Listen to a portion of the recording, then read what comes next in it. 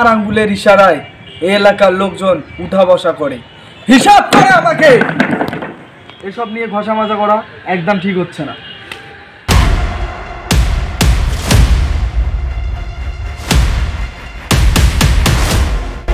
আমি হব নেতা, আমার আঙ্গুলের ইশারায় উঠবে বসবে জনতা।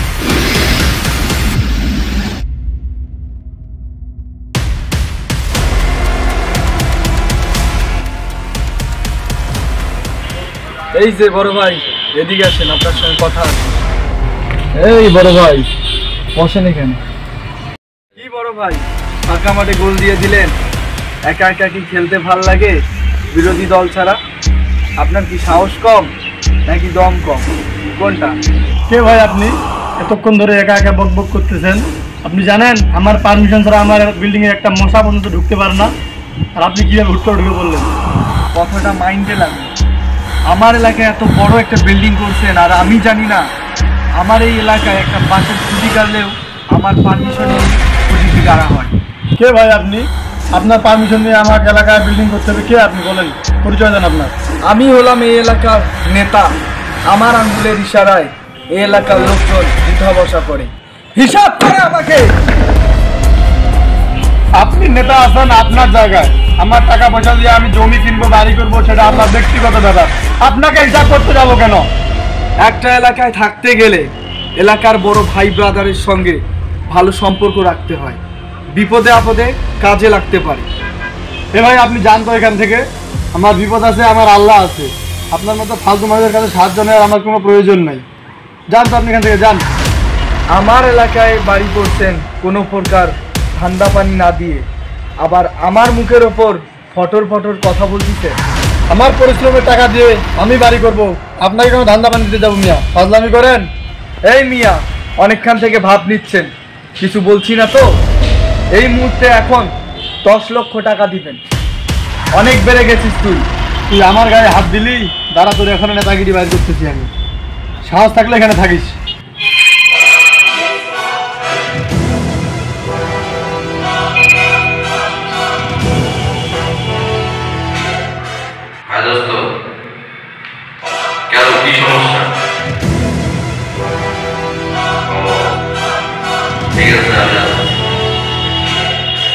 ডাক্তার কোন বাবা আছে এখানে?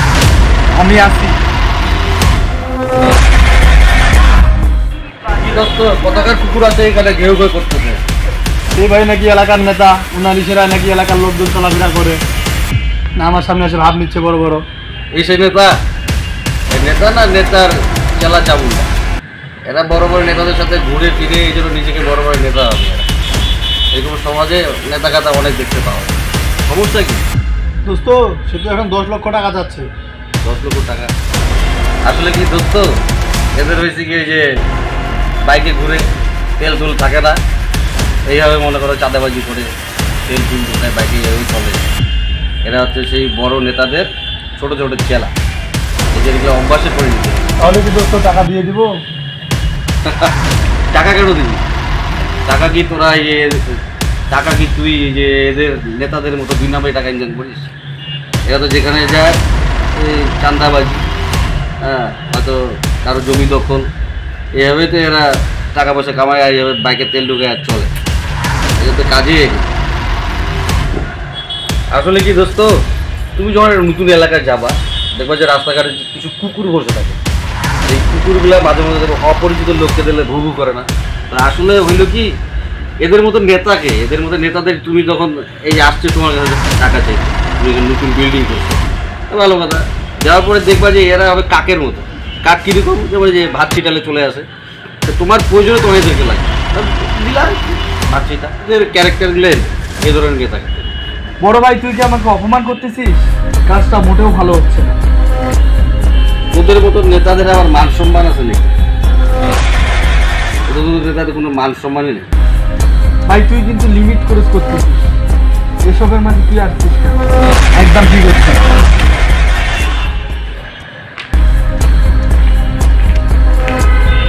দোস্ত, ওর আমি ক্ষমা যাচ্ছি। ও যদিও আমার ছোট ভাই, কিন্তু অনেক কিছু ভুল করে ফেলছে। দেখি কত বড় তাহলে তোমার পিছনে গিয়ে আসে, সেটা আমি দেখবো। আর আমি তোমার কাছে দুঃখিত, আমি তোমাকে সরি বলছি। সমাজটা তো এইভাবেই চলতেছে, তারপরে ছোট ভাইদের মেনটেন করা চলতে হবে। না কিছু মনে করি না বন্ধু। আচ্ছা ঠিক আছে। হয়তো এটা হয়তো না, আমি যদি জানতে পারতাম বা আসলে বেয়াদবি করতে গেলে আমি তোমাকে সরি বলতেছি। সরি করার দরকার নেই। কিছু মনে করবে